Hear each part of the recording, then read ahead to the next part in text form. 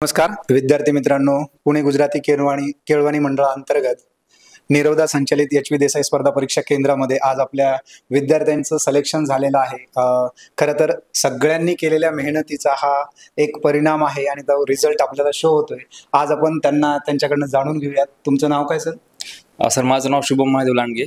Okay. मी basically Barshi Solapur इथून आहे.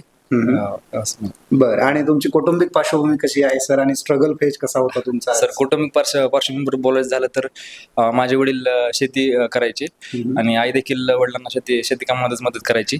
अशी घरची परिस्थिती बघितली तर अशी जेमतेमच, फार काय असं चांगली परिस्थिती नव्हती. बरं, किती दिवसापासून तुम्ही अभ्यास केलेला आहे?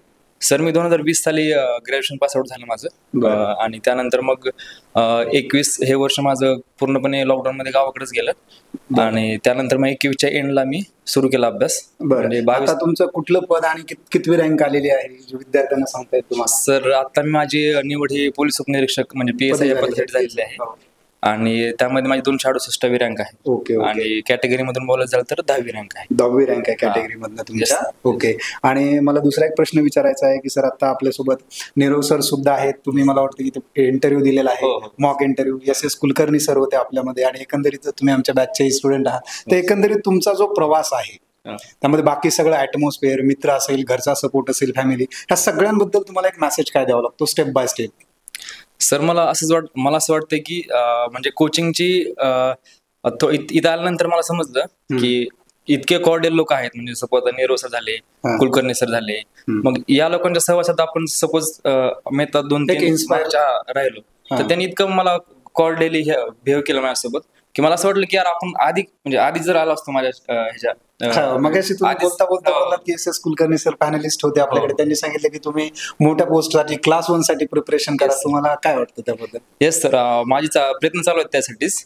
मी सध्या PSI म्हणून निवड झाली असेल तरी पण मी राज्यसेवेतून DYSP आणि त्या समकालीन त्या लेवलच्या पदासाठी प्रयत्न करत आहे.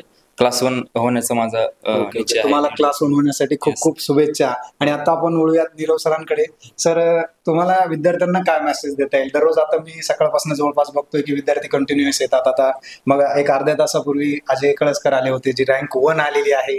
मग या सगळ्यांना मेसेज काय तुमचा एक सिस्टम मध्ये गेल्याच्या नंतर? मेसेज खूप सिंपल आहे की आपण ह्या सगळ्या स्पर्धा परीक्षा जेव्हा आपण अभ्यास चालू करतो तेव्हा आपल्या सगळ्यांना असं वाटतं की आपल्याला समाजात जाऊन काहीतरी चांगलं करायचं असतं.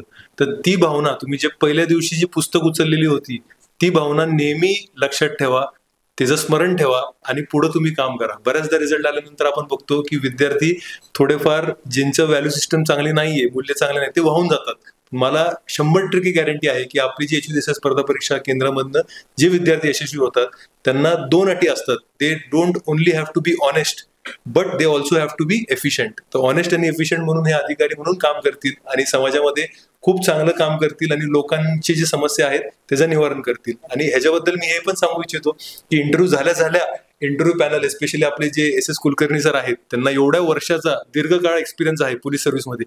त्यांनी स्पष्ट सांगितलं होतं की हा क्लिअर होणार, पण ह्याला तेव्हा पण सांगितलं होतं की क्लिअर फक्त झाला तर ते थांबू नको PSI ला. तुझं पोटेन्शियल मला DYSP म्हणून दिसतं आहे. तर आता पण मी त्याला ते सांगू इच्छितो की तू DYSP होणं तुझ्यासाठी जेवढं महत्वाचं नाही तेवढंच समाजासाठी महत्वाचं आहे, कारण की तेवढा चांगला ऑफिसर आपल्या समाजाला लाभेल. म्हणून अभ्यास चालू ठेव, अभ्यास पूर्ण ताकदीने जोमाने कर. तुला काय सपोर्ट लागत असेल ते एच.व्ही. देसाई स्पर्धा परीक्षा पुणे गुजराती केळवणी मंडळ 100% करेल.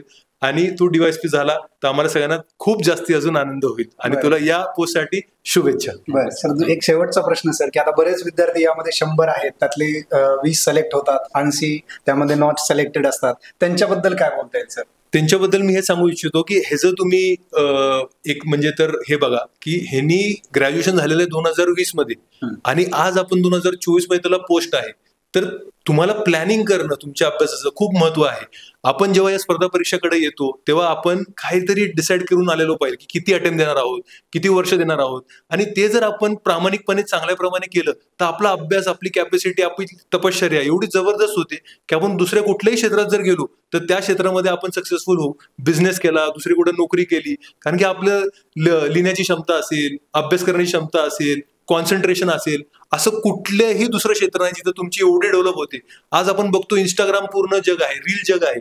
लोक 10-10 सेकंदामध्ये कॉन्सन्ट्रेट करू शकत नाहीत आणि हे आपले विद्यार्थी 10-10 तास अभ्यास करतायत. तर या प्रकारची क्षमता तुमच्या डेव्हलप झाल्यानंतर स्वतःवरती कॉन्फिडन्स ठेवा. तुम्ही कुठल्याही क्षेत्रात यशस्वी व्हाल. फक्त प्रामाणिकपणे या क्षेत्राला येत असाल तर ग्लॅमरसाठी येऊ नका. प्रामाणिकपणे अभ्यास करण्यासाठी विथ स्ट्रॅटेजी प्रोफेशनल ऍस्पिरंट जर झाला तर तुम्हाला यश भेटेल. नक्कीच सर, तुम्ही खूप मोलाचं मार्गदर्शन केलेलं आहे की कॉन्फिडन्स आणि कंटिन्युटी कन्सिस्टन्सी असणं फार गरजेचं आहे. सर आता एकंदरीतच तुमची निवड तर झालेलीच आहे. तुमच्याकडे एक निवड म्हणून अधिकारी म्हणून बघण्याचा एक उद्देश आहे आणि दुसरा बरंच आहे की आता MTSCच्या माध्यमातून जे काही स्पर्धा परीक्षांच्या तारखा होत्या त्यामुळे एकदम पुढे गेलेल्या आहेत, त्याबद्दल डेट सुद्धा नाही आहे. विद्यार्थ्यांमध्ये एक अनिश्चितता झालेली आहे. तर तुम्हाला काय मेसेज देता येईल? PSI करणारे असतील, कंबाईन असतील किंवा राज्यसेवा, सर्वांची प्रॉब्लेम तेच आहेत की डेट्स नाही आहेत. सर मला असं वाटतं की हा काळ जो आहे तो अनिश्चिततेचा काळ आहे. आणि आपण ज्या पदांसाठी किंवा राज्यसेवा असेल किंवा PSI असेल जे काही पद असेल तर त्या पदामध्ये जाताना आपल्याला तसे आव्हानं आहेतच की आपल्याला अनसर्टन पिरियड मध्ये खूप सारे डिसिजन घ्यावे लागणार आहेत. खूप साऱ्या गोष्टी आपल्याला माहित नसताना देखील काहीतरी अंदाज बांधून करावे लागणार आहेत.